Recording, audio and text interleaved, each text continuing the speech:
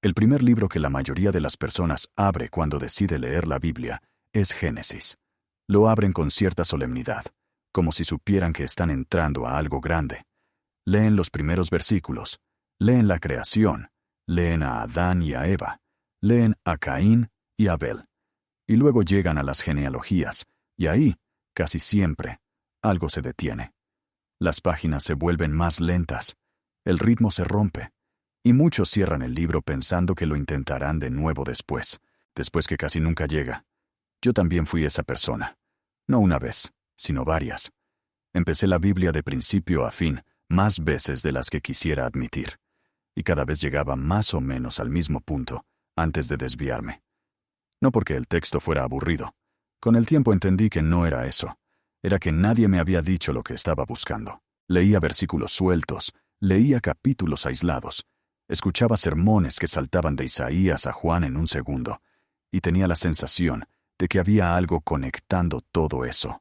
Un hilo invisible que los predicadores parecían conocer de memoria, pero que nunca explicaban en voz alta, como si fuera un secreto que se transmitía de generación en generación entre quienes sabían leer de verdad, y que los demás simplemente teníamos que esperar que alguien nos revelara algún día. La primera vez que leí la Biblia completa, de corrido, en orden, sin saltar, sin desviarme, fue después de tomar una decisión que en ese momento me pareció casi ridícula. Decidí leerla como si fuera un libro. Solo eso, no como un libro sagrado que requería preparación especial, no como un texto que había que abordar con rituales previos, sino como un libro largo y antiguo que tiene un principio, un desarrollo y un final. Y cuando lo hice, cuando llegué al Apocalipsis y cerré esa última página, me quedé sentado en silencio durante un buen rato, porque había visto algo que no había visto antes. No una doctrina nueva, no una revelación mística, algo mucho más concreto y al mismo tiempo mucho más perturbador. Había visto que la Biblia entera, todos sus 66 libros, todos sus siglos de escritura, todos sus autores distintos, todas sus guerras y profecías y cartas y poemas, todo eso estaba tejido por un único hilo. Y ese hilo no era una idea abstracta, era una promesa, una sola promesa, que se hace en las primeras páginas del libro más antiguo del canon y que se cumple en las últimas páginas del más reciente. Y lo más extraño de todo es que esa promesa no es difícil de ver una vez que sabes que está ahí. Permítete considerar esto por un momento. El libro de Génesis fue escrito, según la tradición, hace más de 3000 años. El libro de Apocalipsis fue escrito al final del primer siglo de nuestra era. Entre uno y otro, hay más de 1000 años de composición literaria, decenas de autores que nunca se conocieron entre sí, culturas distintas, idiomas distintos, circunstancias históricas que no podían ser más diferentes. Y sin embargo, cuando lees todo de corrido, cuando dejas que cada libro responda al anterior y anticipe al siguiente, aparece una coherencia que no se puede explicar simplemente como edición inteligente o como compilación cuidadosa. Aparece algo que tiene la forma de una intención, y esa intención tiene un nombre muy preciso que los propios autores bíblicos usaban: la promesa del rescate. No la religión, no la institución.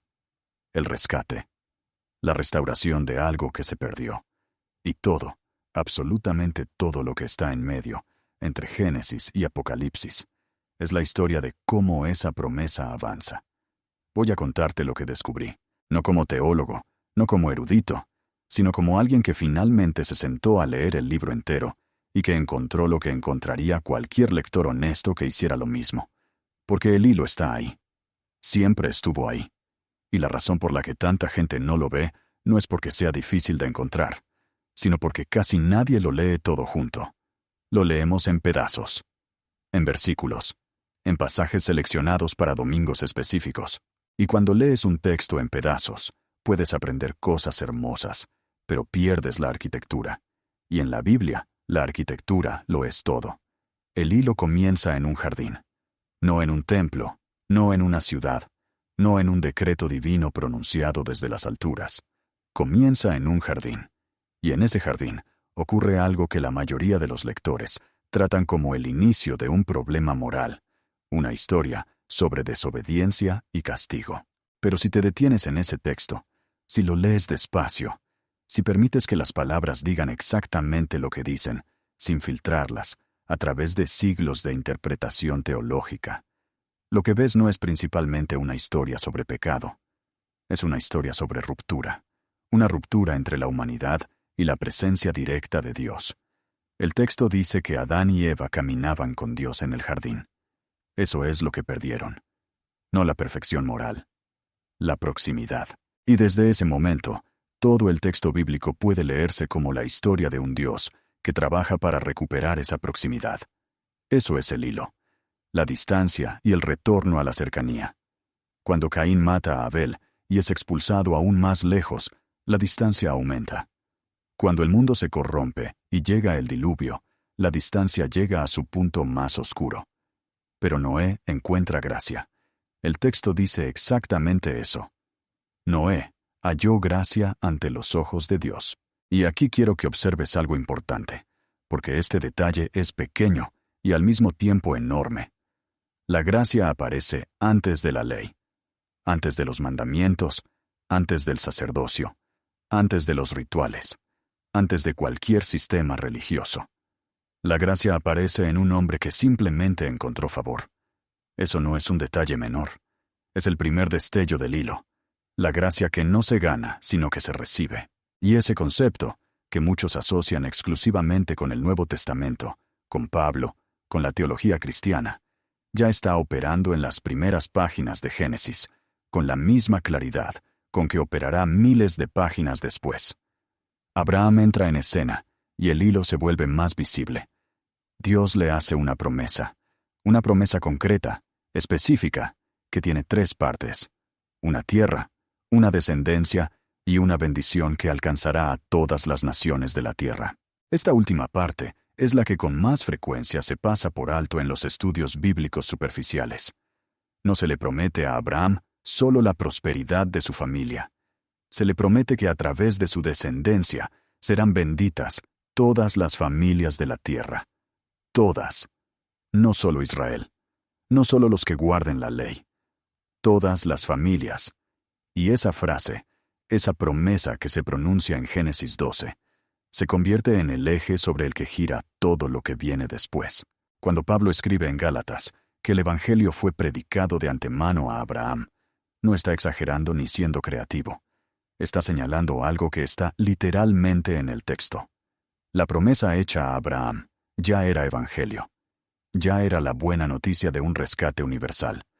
Luego viene Israel. Y aquí es donde muchos lectores modernos se pierden, porque la historia de Israel suena a historia de un pueblo particular, con leyes particulares y rituales particulares que no tienen nada que ver con ellos. Pero si lees el texto en orden, si llegas a Éxodo conociendo ya la promesa de Abraham, entiendes que Israel no es el destino de la historia. Israel es el medio, el canal, el lugar donde se va a preservar y desarrollar la promesa hasta que llegue el momento de su cumplimiento. Los rituales del tabernáculo, los sacrificios, el sacerdocio, el año de jubileo, las fiestas anuales, todo eso no es un conjunto de normas religiosas arbitrarias. Es un lenguaje simbólico que apunta hacia adelante. Cada cordero que se ofrece en el altar es un símbolo. Cada sumo sacerdote que entra al lugar santísimo una vez al año es un símbolo. Cada ciudad de refugio a donde podía escapar el que había matado sin intención es un símbolo. Y cuando llegas al Nuevo Testamento con ese lenguaje aprendido, todo se enciende de una manera diferente. Imagina por un momento a alguien que aprende a leer música antes de escuchar una sinfonía. ¿Puede disfrutar la sinfonía sin saber leer música? Claro que sí. Pero cuando la escucha conociendo las notas, cuando puede seguir la partitura mientras suena, hay dimensiones que se abren que antes eran invisibles. Así es leer los evangelios después de haber leído el Levítico, los Números, el Deuteronomio. Cada gesto de Jesús, cada cosa que dice, cada milagro que hace, está cargado de una resonancia que solo el lector del Antiguo Testamento puede escuchar en plenitud. Cuando Jesús entra a Jerusalén montado en un burro, no es solo una escena emotiva, es el cumplimiento de una imagen que Zacarías había descrito siglos antes, con una precisión que asombra. Cuando Jesús llama a 12 discípulos, no es un número elegido al azar. Es la restauración simbólica de las 12 tribus de Israel, una señal de que la promesa de Abraham está alcanzando su momento decisivo. Cuando dice que ha venido a cumplir la ley y los profetas, no está siendo modesto ni retórico. Está declarando que él mismo es el punto hacia el que todo el texto anterior estaba apuntando. Y aquí llegamos a uno de los momentos más impresionantes del hilo, el que más me detuvo cuando lo vi por primera vez, con los ojos limpios de haber leído todo en orden. En Génesis 3, después de la ruptura en el jardín, hay una frase que los eruditos hebreos llaman el protoevangelio. La primera buena noticia. Dios habla a la serpiente y dice que pondrá enemistad entre ella y la mujer, y entre su descendencia y la descendencia de ella. Y dice que esa descendencia de la mujer herirá la cabeza de la serpiente, aunque la serpiente herirá su talón. Es una imagen críptica, oscura, misteriosa.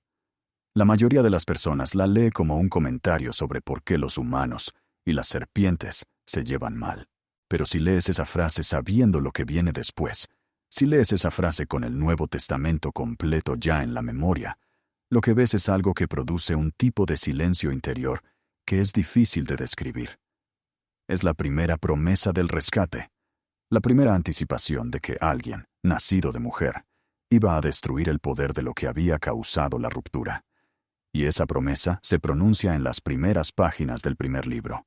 Todo lo que viene después, los 3000 años de historia bíblica que siguen a esa frase, es el desarrollo de esa promesa. El hilo que une Génesis 3 con el Apocalipsis 20 no es una interpretación teológica posterior. Está en el texto. Siempre estuvo en el texto. Permítete seguir el hilo un poco más. Entra al período de los reyes. David sube al trono, y Dios le hace una promesa que tiene una estructura casi idéntica a la promesa de Abraham. Le dice que de su descendencia levantará un reino que durará para siempre. Un hijo de David que se sentará en su trono, y cuyo reino no tendrá fin. Y aquí ocurre algo que los lectores modernos tienden a pasar por alto, porque conocemos el final de la historia. En ese momento, esa promesa debía sonar casi imposible. Israel era un reino pequeño, rodeado de imperios enormes. La idea de un reinado eterno nacido de esa línea dinástica era, desde cualquier perspectiva humana, una pretensión desproporcionada. Pero el texto no vacila. La promesa se hace con la misma firmeza con que se hizo a Abraham. Y luego viene lo que el texto bíblico llama el colapso. Israel se divide, los reyes se corrompen, el reino del norte cae ante Asiria, el reino del sur cae ante Babilonia, el templo de Salomón, esa maravilla arquitectónica que se había construido para que la presencia de Dios habitara en medio del pueblo, es destruido. Y el pueblo es llevado cautivo lejos de su tierra. La distancia que comenzó en el jardín alcanza aquí una de sus expresiones más oscuras.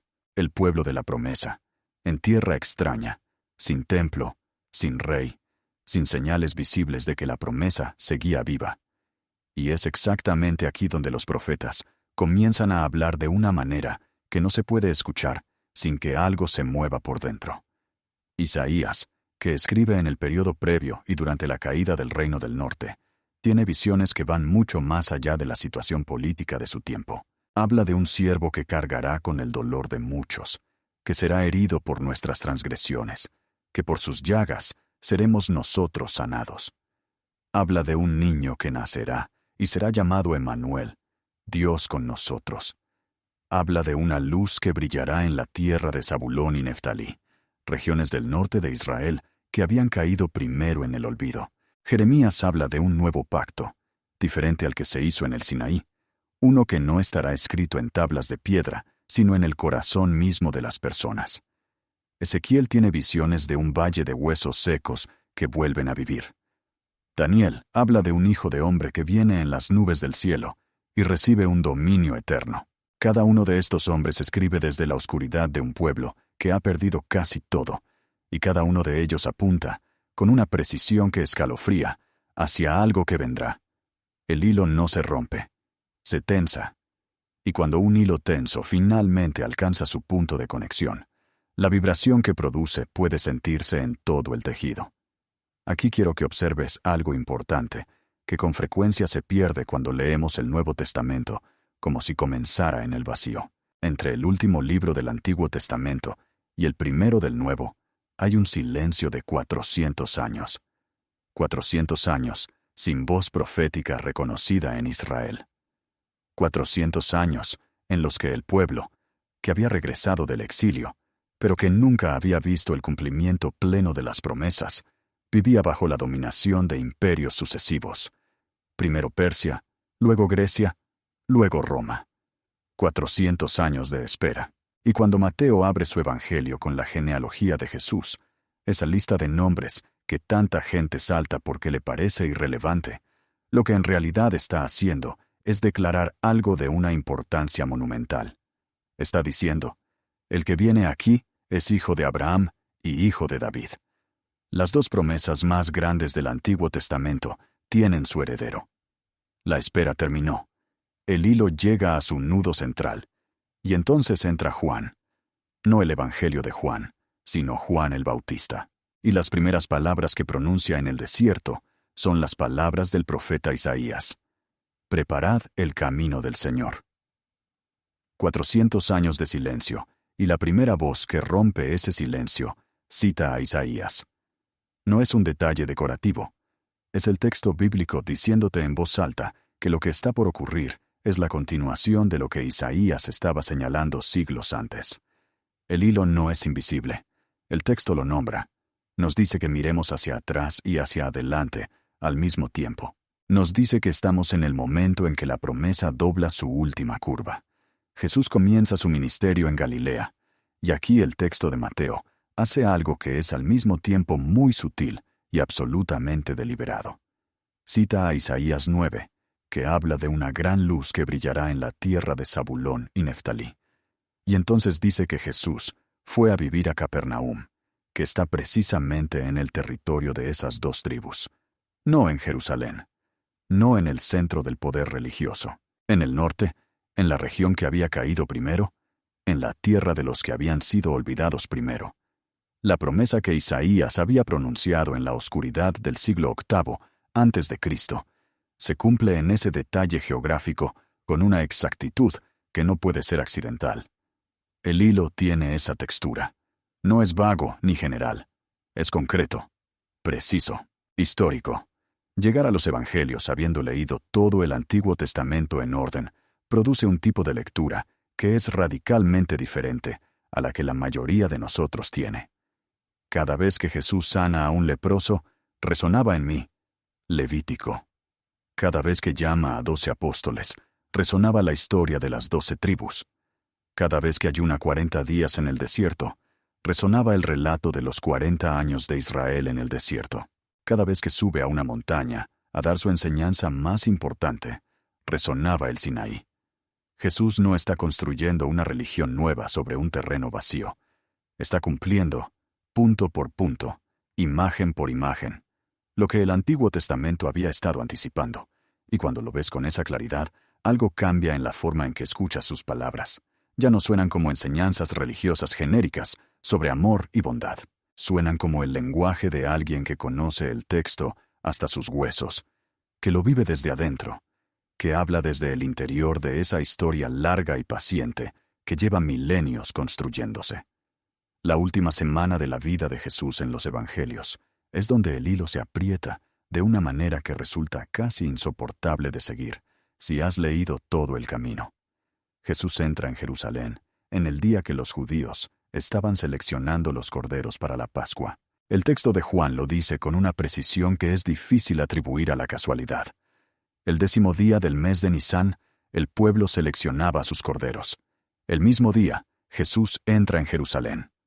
4 días después, el 14 de Nisán, los corderos eran sacrificados. El mismo día, Jesús muere en la cruz. La Pascua no es el contexto cultural de la muerte de Jesús. La Pascua es el lenguaje simbólico que el texto bíblico había estado enseñando durante siglos, para que cuando llegaras a ese momento, pudieras leer lo que estaba ocurriendo. El Cordero de Dios que quita el pecado del mundo no es una metáfora poética que Pablo inventó. Es la lectura directa de lo que el sistema sacrificial del Antiguo Testamento había estado señalando durante siglos. Y luego, 3 días después, ocurre algo que transforma todo. No solo el hilo, sino el tejido entero del texto bíblico. La resurrección. Y aquí quiero ser cuidadoso con lo que digo, porque es fácil hablar de la resurrección como si fuera simplemente un milagro aislado, una demostración de poder sobrenatural. Pero en el contexto del hilo que hemos seguido desde Génesis, la resurrección tiene un significado que va más allá. La muerte había entrado al mundo en el jardín. El texto de Génesis lo deja claro. La consecuencia de la ruptura sería la muerte. Y durante toda la historia del Antiguo Testamento, la muerte es el límite definitivo. Los reyes mueren. Los profetas mueren. Los héroes mueren. Incluso Moisés, el mayor de los siervos de Dios, en el texto del Antiguo Testamento, muere sin entrar a la tierra prometida. La muerte es la sombra que cae sobre todos los personajes de la historia bíblica, y entonces, en el Nuevo Testamento, ocurre algo que el texto bíblico había anticipado, pero que nadie había podido imaginar completamente. Uno de ellos no se queda muerto. El hilo que comenzó con la promesa de que la descendencia de la mujer heriría la cabeza de la serpiente llega aquí a su momento de cumplimiento más radical. La muerte, que era el poder definitivo de esa serpiente sobre la humanidad, es vencida. No esquivada, no postergada, no gestionada, vencida. Pablo lo ve con una claridad que a veces deja sin palabras. En su primera carta a los Corintios, escribe algo que suena sencillo, pero que lleva dentro de sí todo el peso del Antiguo Testamento. La muerte ha sido devorada en victoria. Y luego pregunta, ¿dónde está, oh muerte, tu aguijón? Esa pregunta no es retórica en el sentido de que sea vacía. Es retórica en el sentido más profundo. Es una pregunta que ya tiene respuesta. Una respuesta que el texto ha estado construyendo desde Génesis 3. El aguijón de la muerte ha sido quitado. El hilo llega a su nudo. Pero el hilo no termina ahí. Y esto es algo que con frecuencia se corta en la predicación común, como si la resurrección fuera el punto final de la historia bíblica. No lo es. Hay algo más. Hay un Pentecostés, donde el Espíritu que en Génesis se movía sobre las aguas en el comienzo de la creación, es derramado sobre la comunidad de creyentes. Hay un libro de Hechos, donde esa comunidad comienza a llevar la promesa que se hizo a Abraham en Génesis 12 al mundo entero, a todas las naciones, a todos los pueblos, exactamente como la promesa lo había dicho. Hay cartas de Pablo a comunidades en Grecia, en Roma, en el Asia Menor, que están aprendiendo a vivir como hijos de Abraham, aunque nunca hayan oído de Abraham hasta ese momento. El hilo se extiende. La promesa se expande. Lo que comenzó en un jardín, pasó por una familia, pasó por una nación, alcanza ahora a todo el mundo conocido. La bendición prometida a Abraham comienza a cumplirse en una escala que Génesis apenas podía anticipar. Y luego viene el Apocalipsis. Y aquí debo detenerme, porque el Apocalipsis es el libro de la Biblia que más frecuentemente se lee de la peor manera posible. Aislado, como si fuera un texto independiente sobre el fin del mundo, lleno de bestias y números y visiones que se interpretan a la luz de los periódicos modernos, en lugar de a la luz del texto bíblico que lo precede. Cuando lo lees habiendo leído todo lo anterior, cuando llegas al Apocalipsis cargando en la memoria todo el Antiguo Testamento, y todos los Evangelios, y todas las cartas, lo que encuentras no es un texto críptico y aterrador. Es un texto de clausura, de resolución. Es el último capítulo de un libro larguísimo que finalmente cierra todos sus arcos narrativos, y lo cierra de una manera que produce ese tipo de asombro que no tiene nombre, pero que cualquiera que haya terminado una gran obra de literatura conoce.